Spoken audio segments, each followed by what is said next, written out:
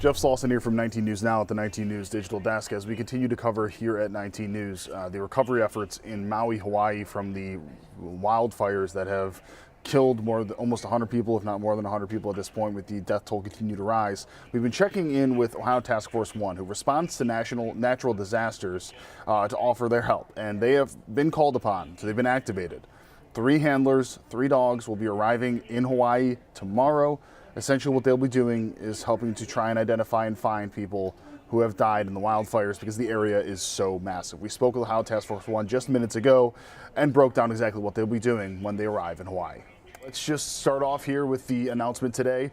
We've been reaching out to Task Force 1 over the last week or so. Today it was announced you're going to be sending some folks over to Hawaii. Kind of explain that and break that down. They've requested 3 teams. They are canine teams, so 1 handler, 1 canine. So we'll have 3 pairs. They're what we refer to as HRD teams. So we are in what we would call a recovery mode. So we are these are human remains detection canines that specialize in that capability. How does it work? How are your crews called to help with a situation like this? We are part of 28 teams, the National Urban Search and Rescue, or USAR system. Ohio Task Force 1 is capable to operate as a Type 1 Urban Search and Rescue Task Force, Water Rescue Task Force, and then we can break down into smaller components to meet a specific need. In this case, we're breaking down into one of our smallest components. We're sending 3 people, each with a canine, as a specialty resource to augment the other teams that are already in the field. They are specifically going to be helping with finding remains and people that potentially had died in that. Is that it? Our understanding is that it's a wide area because of the wildfires covered such a large area and the number of people who are missing. They will be part of 20-plus canine teams from the USAR system that are going to be working for locating, basically, as I said, human remains. With the way that this works, so is it an indefinite amount of time? Do they have any idea how long potentially these 3 people could be in Hawaii?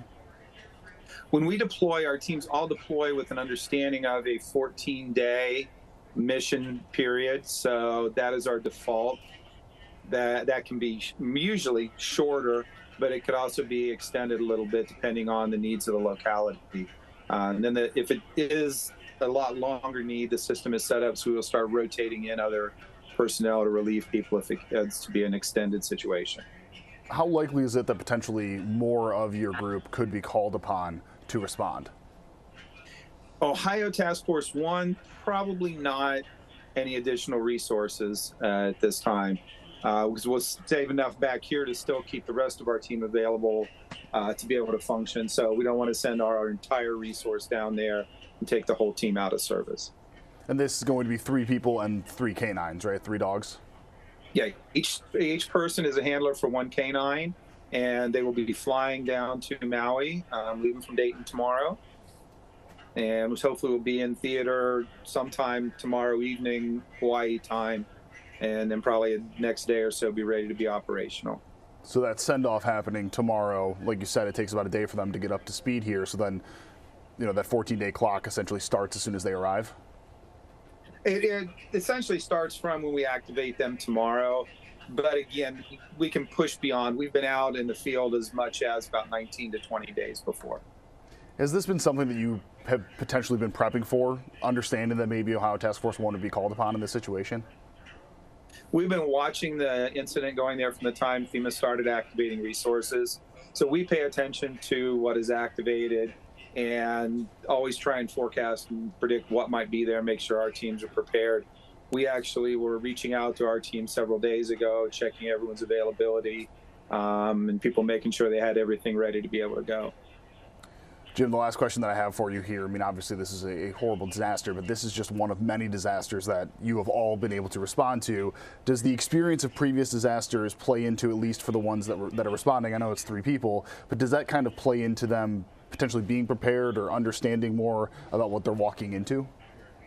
Exactly. Experience is what teaches our people how to prepare for the next one. Some of the canines we have going and their handlers have been on previous missions with Ohio Task Force 1 and have functioned in these areas before. So they've got that experience to call upon. We have one that's going to be a newer one, and so it'll be a new experience for them, but they've got the experienced members with them, and so we're always training our new members as well.